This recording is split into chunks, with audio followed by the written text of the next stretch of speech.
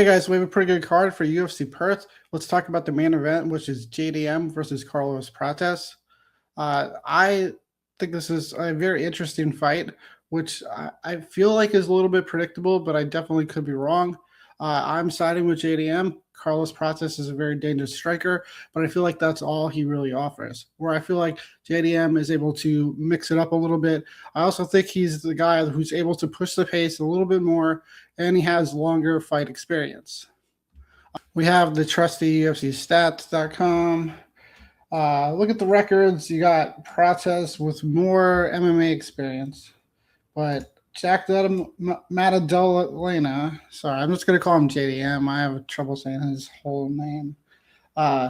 He has by far the more long fight, extended fight experience.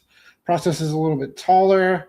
PRATES has a pretty significant reach advantage of 5 inches. And JDM slightly younger. So then you have the significant strikes, which is always one of my favorite categories to look at, as I think it's one of the very important parts of the fight. And you have a big advantage, almost 2 more strikes per minute for JDM. PRATES is slightly more accurate at 55% versus 51. Let me punch in just a little bit more for you guys here. And then absorbed. I think this is pretty key. You have PRATES absorbing 5.5 strikes, whereas JDM only less than 4. And this even more so is important. 63% defense, which is kind of elite. And then PRATES at just 47, which is not elite. This surprised me a little bit here, as you have PRATES landing slightly more takedowns than JDM per 3 rounds. And then you have just a 10% accuracy for JDM versus 100% accuracy for Carlos PRATES. The defense is slightly in favor of PRATES. All that to say, I do believe that JDM is significantly the better grappler. So if we go in and we look at the people that PRATES has been taking down, he took down Neil Magny once. Magny's obviously a pretty good grappler, but I mean, he's somebody who can be taken down. And that's it. That's why he has 100% takedown accuracy. He shot 1 takedown, he got it. He probably surprised Neil Magny. That's not a fight that I watched back recently. And then you have him not taken down many times. Racky, that fight was really short. Otherwise, he might have been wrestled a little bit there. Mitch Ramirez did take him down, and then PRATES knocked him out. Then Ian Gary taking him down 4 times and really dominating him through 5 rounds. Then you have Leon Edwards taking him down twice. Edwards is kind of a striker who's learned how to wrestle a little bit. If you look at Maddalena,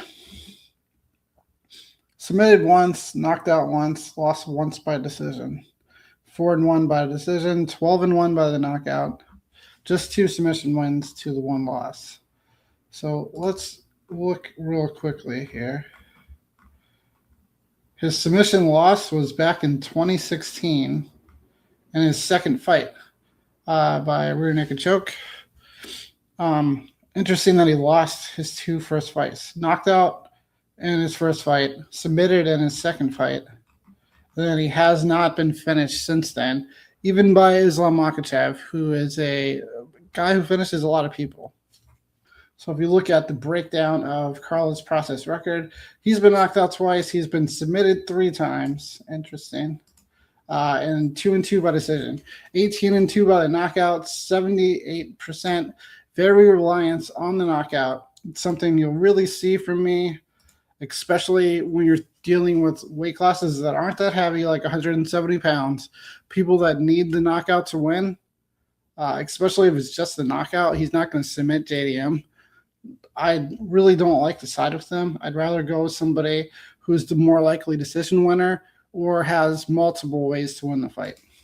I think if this fight does go to distance, I think you're going to see JDM just doing more, hopefully staying safe, and he should be able to win the fight by decision. I kind of have a feeling, though, that he can get a finish either by knockout or by submission when Carlos Prates is very tired in the later rounds.